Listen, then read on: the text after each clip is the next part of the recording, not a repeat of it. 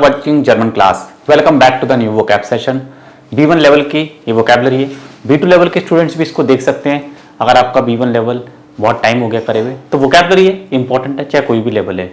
ठीक है, B1 है, B2 है, मैं कहूँगा बिगिनर लेवल के स्टूडेंट भी देखेंगे तो उनको इंप्रूवमेंट होगा, क्योंकि वर्ड पावर है तो जर्मनी है ना, है तो जर्मनी, कहीं भी यूज़ कर सकते हो. लेवल तो कुछ ज़्यादा मैटर नहीं करता. मैटर क्या करता है? बोलना, सही समय पे जर्मन बोलना. आप कहीं पे बात कर रहे हो, राइट टाइम पे आपको कोई वर्ड याद आ जाए, बस वो आपकी लैंग्वेज स्किल्स है. चाहे आपने B1 करा, चाहे आपने C2 किया है, वो आपका वसूल है, सक्सेसफुल है. लेकिन आप कहीं पे बोलने जा रहे हो, कहीं कुछ लिख रहे हो टेक्स्ट जर्मन में, आपको वर्ड ही याद नहीं आ रहे, आप कन्वर्सेशन नहीं कर पा रहे हो, आप एक ईमेल नहीं लिख पा रहे हो या आप समझ नहीं पा रहे हो, तो फिर आपका C1 C2 लेवल भी बेकार है. कोई उसका फायदा नहीं, कोई मतलब ही नहीं बनता.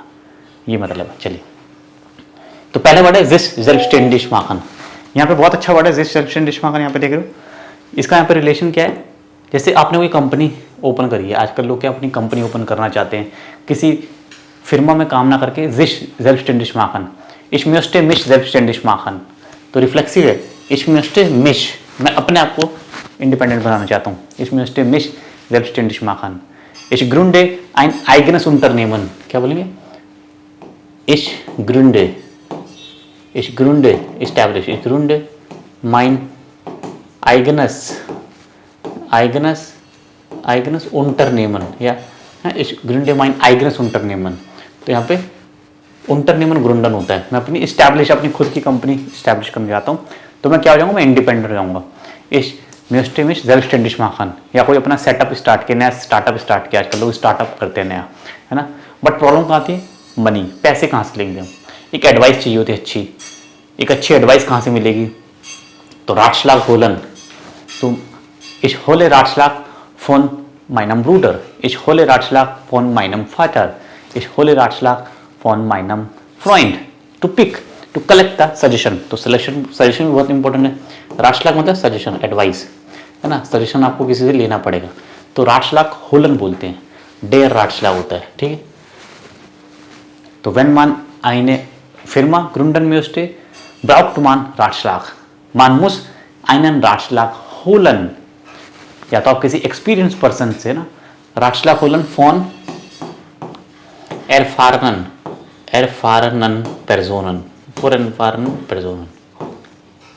कोई आपके संपर्क में ऐसे लोग, एक्सपीरियंस लोग हो, है ना, जिन्होंने काफ़ी काम किया हो, खुद की अपना काम भी किया हो, अपना भी काम स्टार्ट किया हो, तो उनसे आप सजेशन ले सकते हो. Ratschlag holen von erfahrenen Personen. तो ये भी स्टैब्लिशमेंट के लिए ज़रूरी है. आप selbstständig होना चाहते हो, अपनी कंपनी स्टैब्लिश करना चाहते हो, या अपना कोई छोटा सा काम शुरू करना चाहते हो, तो आपको सजेशन चाहिए, एडवाइस तो चाहिए होगी. और मनी, पैसा. तो पैसा कहाँ से लोगे? आप क्रेडिट लोगे. ठीक है. einen Kredit aufnehmen. Ich nehme einen Kredit auf. Means I take credit. Credit bank से लोन लेना, क्रेडिट लेना. तो man braucht Geld. Ohne Geld kann man das nicht machen. Without Geld you cannot do. आपको पैसे चाहिए, उसके लिए bank से लोन मिल जाता है ना. सो einen Kredit aufnehmen. और फिर आपको अपने कुंडन, अपने कस्टमर को, यू शुड नो, ऐसे ज़ेर वेस्ट. ये बहुत इंपॉर्टेंट है कि अपने काम में, जो भी आपका बिजनेस है, छोटा बिजनेस है, बड़ा बिजनेस है, आपको अपने कस्टमर को जीतना है. You have to win your customer. Means you have to make new customer. You have to win the trust of your customer. So कुंडन gewinnen. Ich gewinne meine Kunden. Es ist sehr wichtig. Es ist wieder sehr wichtig. Okay. Kunden gewinnen. To win the customer means to win the trust. ताकि customers जो आपके हैं वो आपका product ले, आपका product purchase करें, दूसरे लोगों को भी बताएं कि yes this is good product, reliable brand, affordable है, तो बहुत अच्छी बात है. तो कुंडन गेविनन means to win the customers, to win the trust of the customers, confidence, their loyalty. और फिर कुछ लोग बहुत स्मार्ट होते हैं. मिट इडेन गेल्ड फेडिंग. उनके पास आइडियाज होते हैं. एक आइडिया है तो आप पैसा कमा सकते हो. मिट इडेन, मान खान मिट इडेन गेल्ड फेडिंगन. इडेन मतलब आपके अच्छा आइडिया है, आपने नया कोई आइडिया ईजाद किया है. तो जितने भी नए नए स्टार्टअप्स होते हैं, जो नई नई कंपनी बनाते हैं, स्टार्टअप करते हैं, क्या है, उनके पास आइडियाज़ होते हैं, और अपने आइडियाज़ को वो इम्प्लीमेंट करके पैसा कमाते हैं. लोग अपने आइडियाज़ को बेचते भी हैं, है ना. अपना आइडिया बेचा, अपने एडवाइस दी. देखा ना आपने, कई लोग सजेशन देते हैं, 10 मिनट का 15 मिनट का सेशन लेते हैं, चार्जेबल होता है, पैसे लगते हैं उसके, है ना. तो मिट Eden kann man Geld verdienen. Mit Ideen kann man auch Geld verdienen. Wenn Sie gute Ideen haben, können Sie auch Geld verdienen? können Sie okay erfolgreich sein?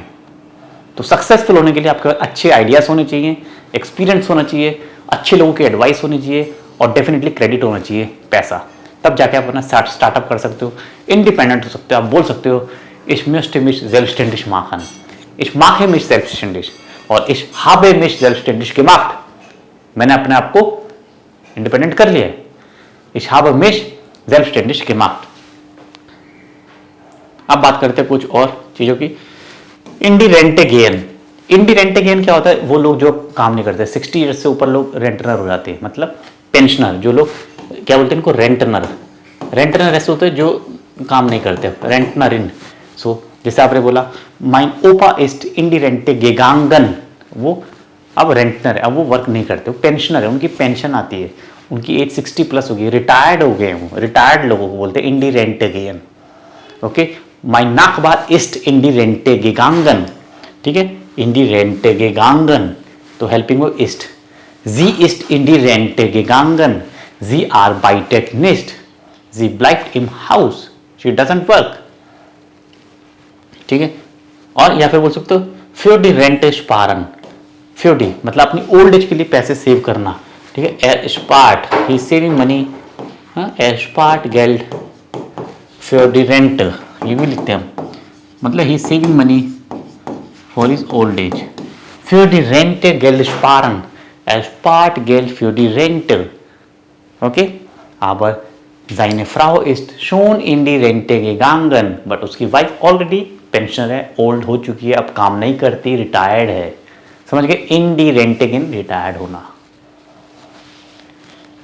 टर्मीन फेस्टलेगन, एक अपॉइंटमेंट का शेड्यूल करना, आपने अपनी अपॉइंटमेंट कहीं पे डॉक्टर के साथ schedule करी है वेडनेसडे की सुबह 10 बजे की, तो क्या बोलोगे?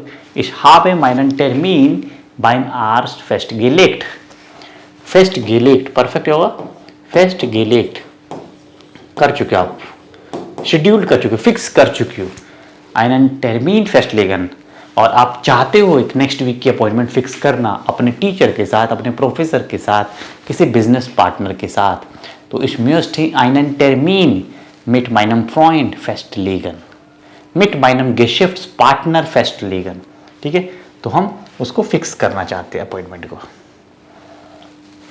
नेक्स्ट वर्ड है साइट राउंड, और ये फ्रिस्ट।